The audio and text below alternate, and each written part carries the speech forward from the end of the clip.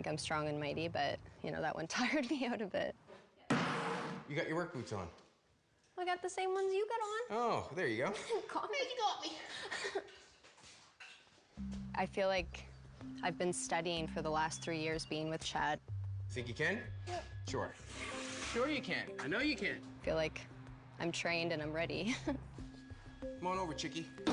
Come on over, Chickie. She's very talented, so there's no way that she would not be a good welder. I want you to weld that. Stick your welder right down there where the two pipes meet together. There? Yeah, actually stick it right there. Put your wire right in there, stick it right there, and weld it right there. Don't know how to get your hand against the car? Can you see it? Yep. Go for it. Good, good, good. All right. Awesome. Go for it.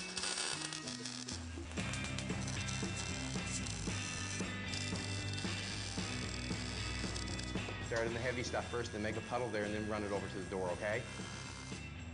Good job. It's kind of exciting to change gears. Badass. Thanks, baby. Welcome.